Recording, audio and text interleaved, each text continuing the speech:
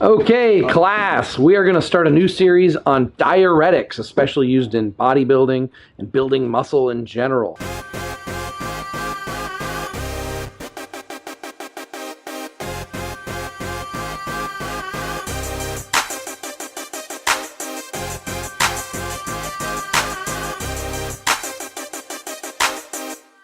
Class is in session.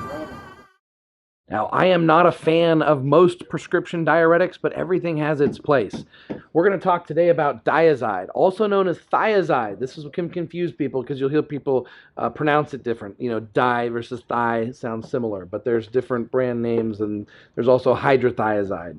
So today's Diazide, the three main ones that we're going to go over in future videos, we've got Lasix, aldactone, thiazide. Trevor, do you like thiazide for bodybuilding? Yeah, hydrochlorothiazide. It's my favorite in terms of just keeping water down in general, because most people that are taking anabolic steroids, when your estrogen's high, you respond to sodium a lot differently. You store a lot more water. That's why some of these drugs, water retention is so bad, because if they're not controlling their sodium, it's doing that with the water. And this happens to work at that level with sodium. It gets rid of excess water from sodium and from storing like that. And most people in bodybuilding, sodium is a really good thing. But when it starts becoming a problem because they can't control their diet, then it's a health problem. And so if I were to take something, it would be this versus a Lasix, because Lasix is just taking out water from your body, and electrolytes and minerals come with that. Guru Amin, would you share with the class your opinion of Diazide? So it looked up on the, and I'm going to say as best I can, hydrochlorothiazide and trimetrini, is that how it said? Which is considered the potassium sparing part of it. So like you said, Lasix gets rid of all the minerals. This kind of just gets rid of sodium, doesn't really affect the potassium too much. Pretty safe to take the day before a competition.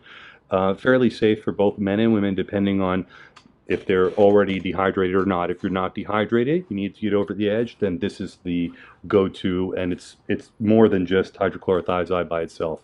It's a combination of two drugs. People are prescribed this all the time who have high blood pressure or mineral retention problems in order to get their water retention down, diabetes.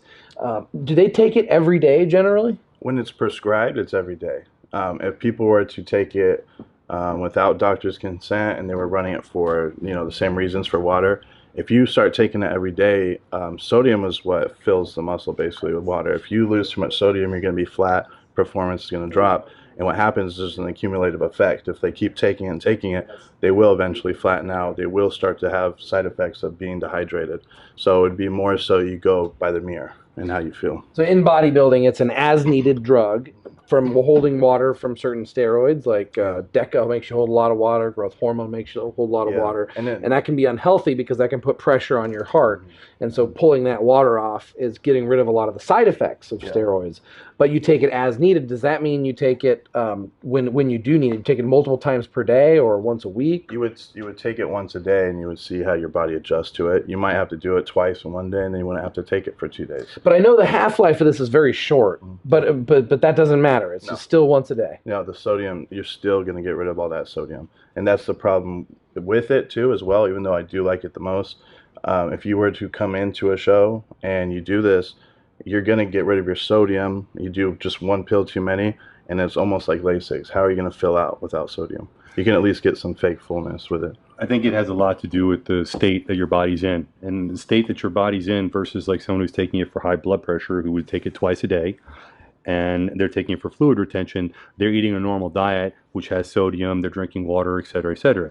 Taking it right before our bodybuilding competitions, we're restricting these things, we're watching our water and so forth. So, you take a little bit too much. It's totally the opposite of what somebody's prescribed for.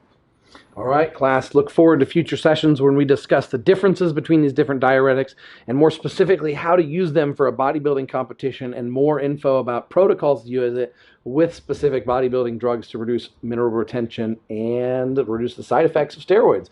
Be swole and swole, friends of freedom, pioneers of human evolution.